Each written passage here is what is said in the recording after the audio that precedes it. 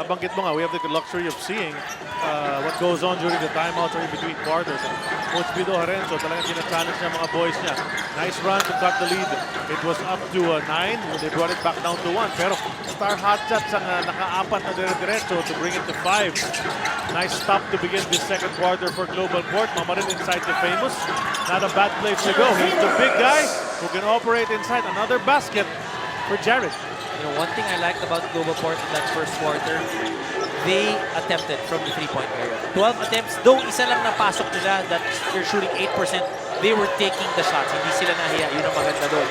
Ito namang, ang isa pa nagawa nila maganda, turnovers. Only 2 turnovers for GlobalPort. The Star Hotshots, on the other hand, you know, when they're able to set up their plays, they are superb. Yan na naman, chase down mula kay Marcus Blakely. We have come to expect that. Pag may nagmamadali, sumaksak all the way. Sinusundan ni Marcus Blakely yan. Blakely and Mamaril. You know, we all know that playoffs na nga ito. Tapos do or die pa yung sitwasyon natin ngayon, Doms. A lot of emotions. Here's that block from Marcus Blakely. And we see, you know, may mga second motion, konting girian pagkatapos na ng pito ng referee. And we're watching that. You expect Billy Mamaril to really try and get in the head of Marcus Blakely. Oh, offensive foul sa loob. Joe Devance knocking down Ron J. Buenafe. Another turnover is forced. Balik sa panig ng GlobalPort. Trailing by 3. Anong balita, Erica? Port may be trailing behind but still hopeful as they were able to catch up within comfortable score difference of just 3 points. Coach Pido just mandated Batang Pierre to stay where their strength is. Allow ball to end up with Jared, but at the same time, the rest should find themselves waiting on the rebound to get as much possessions and opportunity on offense. Aspeto kung saan nag-alaguhan sila ng Star nung unang laro. Balik sa inyo. Thanks a lot, Erica. Well, they've been going to famous. He has been producing. Pero ito, nakipagtakbuhan ang Star Hotshots. Successful on that layup. PJ Simon is on the board. Jared James, 11 points in the first quarter.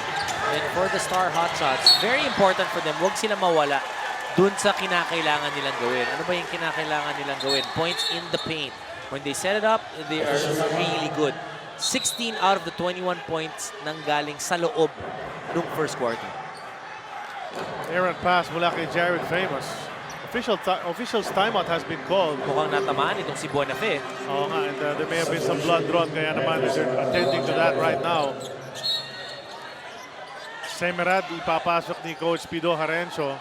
That's Anthony Semerad, an outside shooter who is a tough defender, rugged defender as well.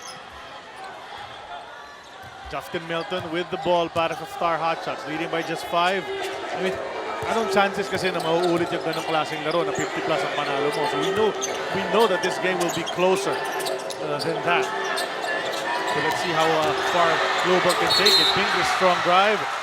Pinasabit si Billy Mama. That's going to be a personal. Just, if you review this game, you know, we played what, 14 minutes. Every time the Star Hotshots go into their half-court set, they have always gotten something good. Either a score or a foul. Or both. Or both. Mark Pingris. Looper, first free throw, finds the mark. Enoch Miranda quickly sent back to the bench by Coach Pido Harenzo. Jensen as well comes in para palitan si Billy Mamaril.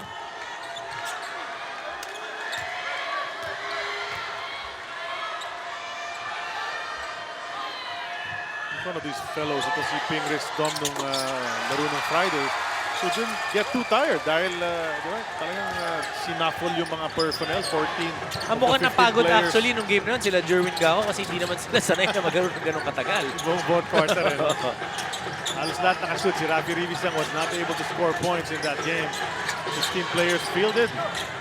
There's Semerad, the quick release. That's a miss and Melton gets the rebound. Pito lamang ng Star Hotshots. Blakely's asking for it. Hindi maibigay. Ikot muna ng bola. Oh, PJ Simon is wide open there. Hindi nahuli. Nag-hesitate. Hindi nahuli. Napakalaki kasi ng Jared Famous eh. So, yung kamay niya, once he puts his hands out, it's difficult to make that pass. Pingris wanted to try something fancy sa play na yun. Throws it away. GlobalPort still playing catch-up. Graham, he's been the creator, the facilitator, pero mintis ang tira. Who was that? Keith Jensen, and Blakely's on the run, floating in the air. Hindi na naabutan ng kahit sinong defender. It's very difficult to stop Marcus Blakely on the fast break. Kinakailangan, paghawak pa lang niya yung bola, maybe about nasa may 3-point line, or even before that, pinipressure mo na eh.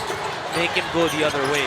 Kasi yung leaping ability kasi ni Marcus Blakely, Don, parang lahat ng sumabay sa kanya, pababa, nataanak pa rin siya. Hindi lang yun. Yung lakas ng katawan niya, he's able to get the contact and still make the basket. The people were saying this is a 4 or 5 matchup sa ating quarterfinal round, but that's usually the closest matchup, 4 or 5. Wala halos diferensya yung dalawang koponan na yan, except for the twice to beat advantage of the higher seed.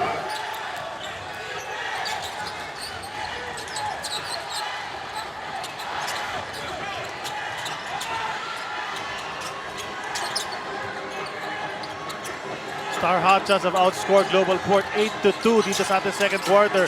Ang lamang nila, double digits na, 11.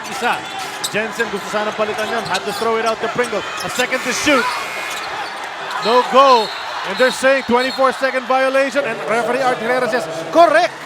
Sabi niya dun sa mga bench people nitong Star Hotshots, tama kayo, 24-second violation. Star Hotshots doing such a good job once again on the defensive end. You know, one of the best defending teams in the PBA itong Star Hotshots in terms of limiting opponents. PJ Simon nasa kanyang bola. He's got a slight height advantage over Terence Romeo. So sana ipasok kay Ping. Tapikan ng bola. Simon makes his move. Jumper mula sa kanan. Pasok yung tira. Pinasabit pa si Omar Graham. Chance for a 3-point play. A lot of people were wondering about PJ Simon. You know, he suffers a number of injuries, but once PJ Simon gets going, especially in the playoffs, in the semis, in the finals, you can expect PJ Simon to start knocking down shots. That was a Holcim tatak move of the game. Brought to us by Holcim. Panatag ka pag Holcim. Star Hotshots 4 out of 6 in the second quarter ang kanilang field goal shooting.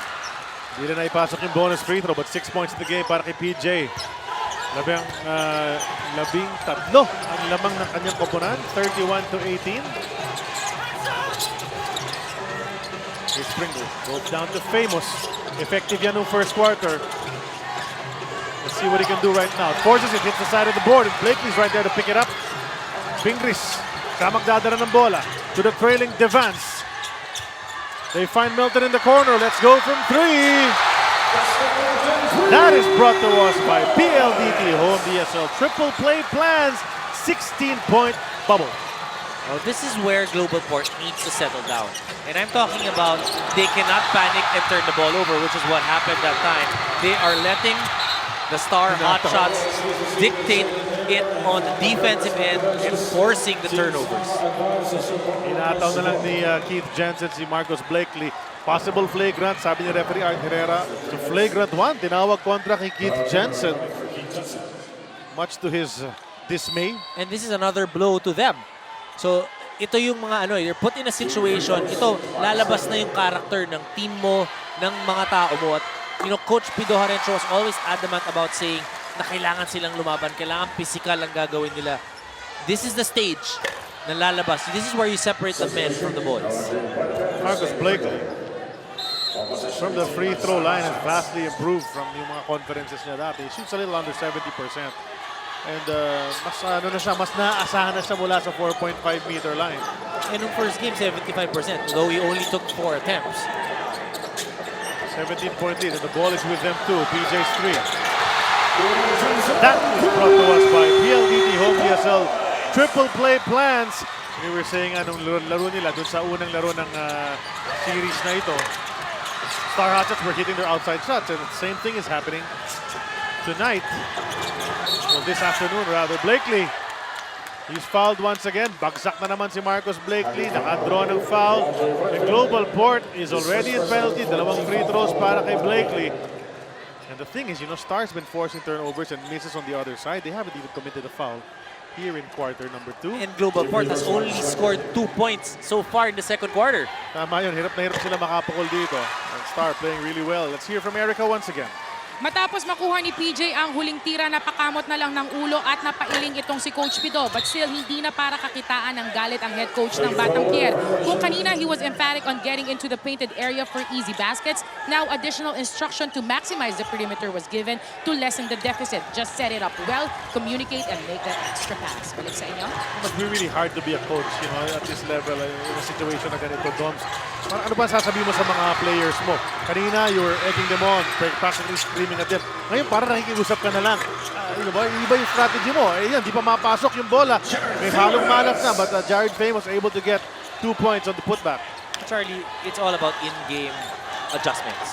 Not just adjustments pagdating dun sa kabila, but even to your players. If they're not responding the way you're giving instructions a certain way, you have to change it up. Nakikita din natin yan kay Coach Tim Kun, di ba? Sometimes, pinapakiusapan niya. Sometimes he will just walk away and let his assistant coaches do it. Sometimes magpapatechnical siya. Sometimes his silence says more than when he talks, di ba? Naku, lalo na si Coach Yengyaw. Ayun, isa pa yun. Tititigan ka lang nun, tapos ka na.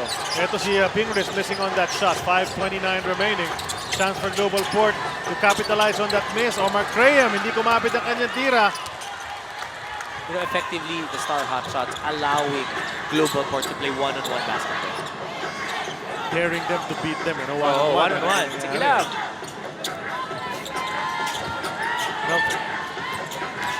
Trying to shoot. Inside the fingers. Wanted to go to Melton. Huli ni Romeo. Ahead kay Graham. Muntik pa tumalbog palabas yun, but it finds its way in. GlobalPort gaining some momentum past couple of plays. Kaya man napatawag ng timeout si Coach Tim Cone to break that momentum. Habang hindi pa masyado mataas, pigilin na yan. Lalo na naka-fast break itong GlobalPort, and that's one thing he really does not want. Fingers. Ganap na mapapasahan. Finally, PJ comes together. Jumper from 17. Gets hit. See that time? Graham actually went around or over the pick. Medyo na late lang yung pagtulong ni Jared Famous, and you cannot give PJ Simon that much room. Kita mo, he followed PJ Simon. Famous needs to be able to get up a little bit higher and sooner. Tapos yung pag nag-slide si Mark Pingris papunta sa basket, yung sa kabilang weak side na lang ang tutulong. Pag hot na si PJ Simon, ang hirap na talaga pigilan. Napakahirap pigilan. Ayun, PJ Simon, I'm sure napansin naman ng kanyang mga fans ito na pag nag-release siya, pag tumitira siya, hindi siya nakatingin sa hoop, sa bola siya nakatingin. He's following the flight of his shot. And he's been happy because it's hit the bottom of the net several times. Ayan, unang field goal ni Terrence Romeo. That's a three-pointer. That's brought to us by PLDT Home DSL Triple Play Plans. So nabawi yung tres na ginawa ni three-point play ni PJ Simon. 1 out of 8 from the field lang ito si Terrence Romeo, but that to get him going. Sinagot naman ni Joe Devance on this side. Palitan ng three-point play. Past 3 sequences. Under 4 minutes to play. Graham. Ganap ng motion sa kanyang mga teammates. Buenafek came out to get it. PJ trying to stay with Ron J. Napunta kay Romeo. Back to back. Aswerte na lang yun. It fell into his hands. Second field goal in a row. But you like how Terrence Romeo is trying to make things happen. So is this guy, Marcus Blakely. Mintis sa kanyang unang tira. Top in once again. Bakbakan sa rebound ngayon, but Star loses it. And now some substitutions para kay Coach Tim Cone. Simon and Melton go to the bench. Baroka at Malyari naman ang kanyang pinasok. They played well in the first quarter.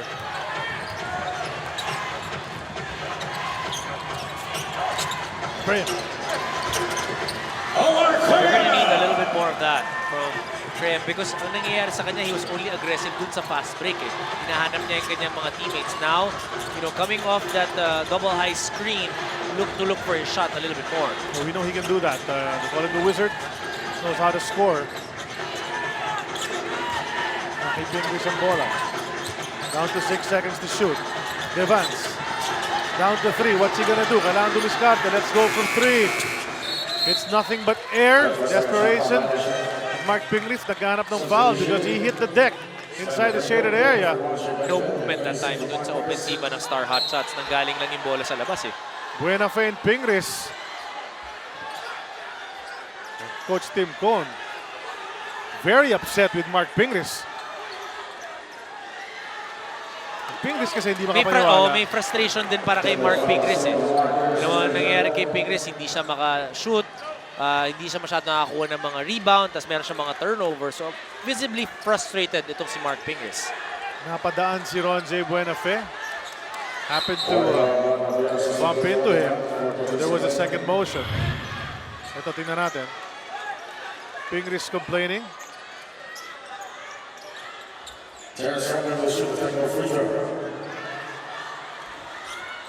Buenafe just trying to clear his way.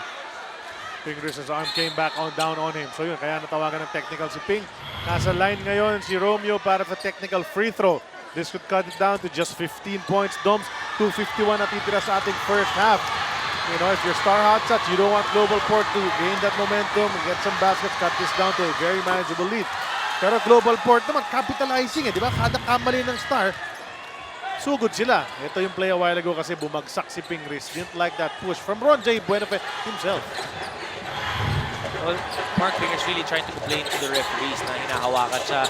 That was a tackle na hindi natawagan ng referees. So definitely Mark Pingris getting a short end of the stick that time.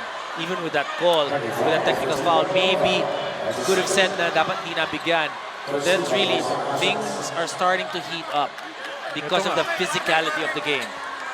Napangiti lang naman ito si Mick Penisi. Jared Famous smiling as well, trying to explain why he was still continuing to play. Medyo mahina ang pito ng referee. Hindi narinig ng ibang mga players. The play had already stopped, but they thought tuloy-tuloy pa rin. And which is the right thing to do. Unless you're sure that play has been halted, you gotta keep going. Keep going. You see some smiles on the floor now. Pero double technical, Famous saka Mick Penisi. But the referees really not giving anything to the players, not allowing anything to escalate, being very strict in today's ball game. Well, they know how high the emotions can get sa ganitong klaseng laro dahil knockout game ito. Ang matalo rito, bakasyon na. Kumbaga mahigpit ang renda ng mga referee in today's ball game. Pero ito, tuloy-tuloy pa rin. You know, in all of this commotion, stop ball, tapos nakaka-shoot ng free throw, technical free throw. Wala ko ngayon, si Famous nandyan at the line, hitting 2. And suddenly, you know, you look at it from a 21-point lead, it's down to just 13 right now. Star still in the lead, but you can feel some sense of momentum shift right now here. Ang maganda dito sa GlobalPort, lumalaban sila. Hindi sila yung nung nag-run itong Star Hotshots na nawalan na. Meron silang pansagot. Short is James Yap sa kanyang tira, but they get it right back. Second possession for them here. Malyari makes his move. You know, Malyari, one of the best at taking off so far and making it all the way to the hoop. Ang layo niya tumalon. Mahaba kasi ito si Alex Malyari. Close to about 6'3", and you know, got a long wingspan as well. Magaling sa broad jump ito. Palayo yung talon niya eh. Jared Famous once again. You know, and they were effective doing that noong first quarter. He got the first few points para sa GlobalPort. Sa mga kanyang klase play. Bigay lang sa kanya sa loob ng paint. Bahala na sa dumiskarte. More often than not, he gets hit on the way up anyway. He can find his way to the line. Yeah, he's tall, but he knows how to get to the basket, even if he's, what, 8 feet away. So ating performance play from Alex Malyari brought to us by Stanley Tools. Performance in action. Makikita mo, binibigay na ni Crime yung kanan, pero pinilit pa rin ni Malyari pumunta sa kaliwa. Nadulas itong si Omar Crime, kaya nakapunta pa rin sa bandang kaliwa si Alex Malyari. Jared Famous, tuloy-tuloy pa rin ang kanyang pag-shoot mula sa free throw line. 19 points, 8 rebounds already for Jared Famous. So you know he's here to play today. Didn't like, I'm sure, hindi siya makatulog ng isang araw. Kasama ng laro niya dun sa first game between these two teams. Ball goes to Taha. Easy layup, Barroca. Nice feed.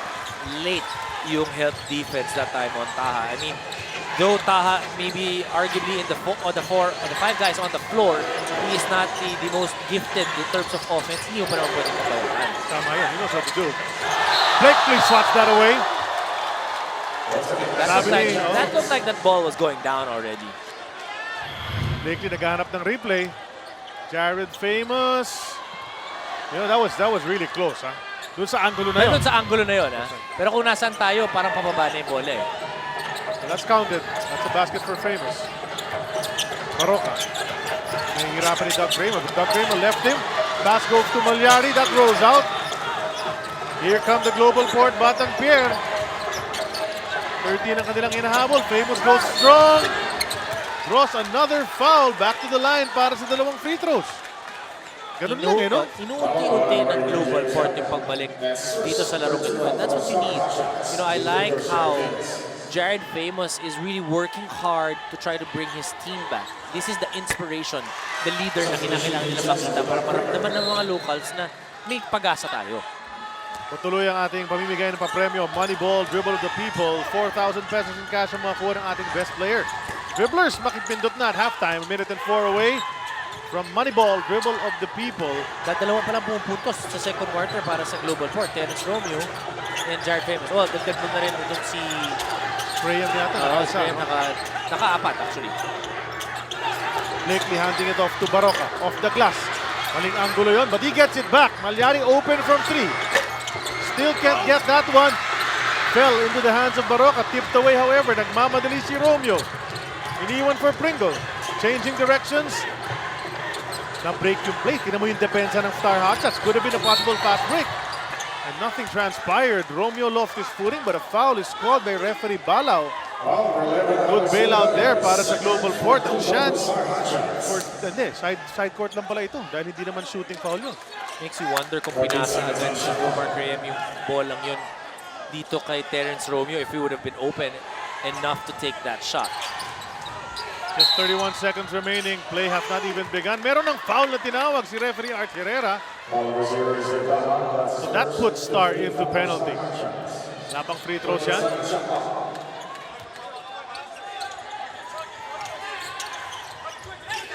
Pringle with the ball. Just a 12-point lead. It was 21 a while ago.